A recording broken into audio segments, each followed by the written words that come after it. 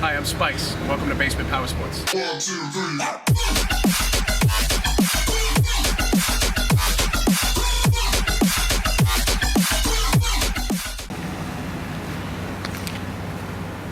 Hey guys, and welcome to the new feature. Today we're going to start a new thing where we feature shops that do really good work and places that we recommend people go to.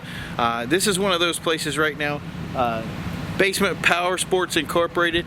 It's also known as Spike's Speed Shop, and these guys have really been someplace that not only just does really good work, but they also support the community. So it's someplace that I love bringing people to. It's located in Brockton, Massachusetts, and I'm going to put an address in the comments below so you guys can see it, and also put a link to the website later on so you guys can check that out. So come on in and let's check out some of the rides they got going on.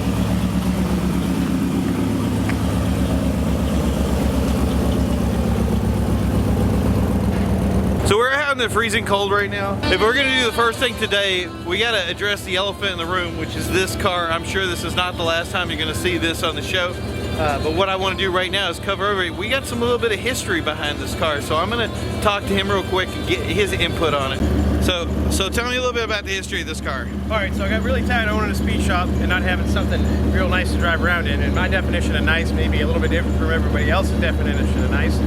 And so what we built here is we got a 60 Biscayne out of a cornfield in Kansas, for my recollection, and we got a 4-wheel disc brakes on it. We upgraded to a 5.3 LS-based Vortex style engine, cold air intake, brakes have been installed, air ride setup has been installed as an AccuAir switch speed system with bi-air 444C compressors on it and 2.5 tanks, and it's a pretty sweet ride. And upgraded a 4-wheel, like I said, 4-wheel disc brakes, all in-house, all custom bent brake lines, hand bent, tuned in-house, installed with a standalone wiring harness, F-body 4L60, all done in-house here at Spike's Speed Shop.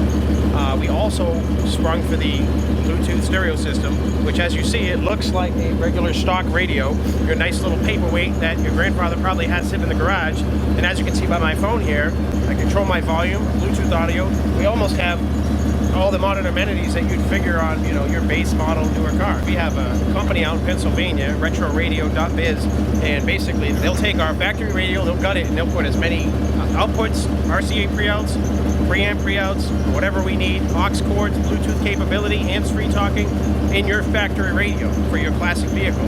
Instead of dealing with an aftermarket, you know, sourced piece of equipment that's, you know, you feel like it's kind of gonna break in your hand. You got your factory quality metal knob stereo from 60 years ago.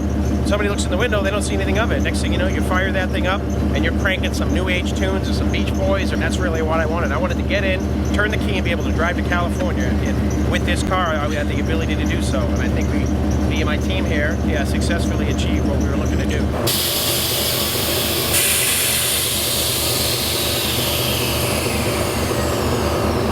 The crazy thing about this car, sitting in it, it is so smooth and cool. This is something, and I know we've said this in the past, that really is picking up in fame and research. People love these kind of cars. They really are getting into them, and they're not that hard to do up because they're so basic. I mean, you can't go wrong.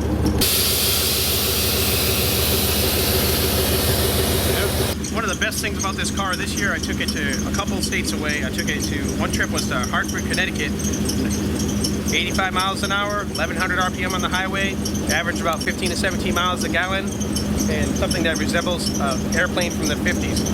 And honestly, I think that's definitely where the trend's gonna go. We want something turnkey and dependability to be able to, on the by chance that something does go wrong with your vehicle, be able to stop at your local parts store and be able to get back on the road and continue on to your destination.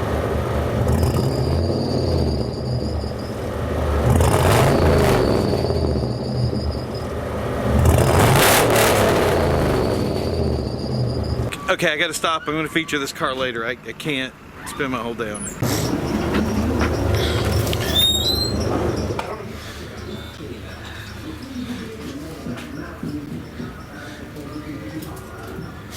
Hey guys, and welcome inside. It's a lot warmer in here than it is outside. As you can see already, there's got a couple of different projects that are going on here. Some of them are actually together. The beauty is full paint booth, the whole 9 yards, lots and lots of tools if you're any kind of wrench head like I am. you know that tools is life. So we're gonna go over some of the projects that we have right here. Okay, so you saw the frame over there. This is the truck that's gonna go over it. Here's some of the pieces that are gonna actually be part of this build. And as you can see, they're still working on the color, still having some of the masking stuff on it. This is stuff that we really want to cover in the future, to really go over it and show you guys exactly how stuff like this is done and how it can get really crazy. Okay, first challenge of the day is this paint. I don't know how to get it in a way that it's going to be able to really come out on this video here, but we're going to do our best with it. So here's our shot. Look at that. I don't know if you guys are seeing this, but all the flake that's involved in that, it's just such a awesome color. Okay, so how many stages is the paint for this one? We did a 3-stage volcanic red from PPG with a velocity clear coat on this, and matched it with a sunburst gold PPG in the engine bay. And then we had a little bit of paint left over, so we decided to do a volcanic red engine block and oil pan as well, just to give that little touch in the engine bay that we wanted. That's a lot of cool paint right there. So this is where I tell people, and I'm going to keep saying this over and over again, when you're doing your project, especially one that takes a long time like this, do it in the winter. So that way you come back, you get a whole season where you can actually go back and enjoy your vehicle. This is a smart move. All right guys, it's a fast one, but it was a great visit. I'm glad we came out today. I want to thank George for showing us around the place, and we hope you do come out and visit, take a look at yourself. Find your own project and find your vision, and this is a place that can help you find it. Thank you guys for tuning in. Don't forget to take a look at some of these other videos. Make sure you like and subscribe, and as always guys, don't forget to drive.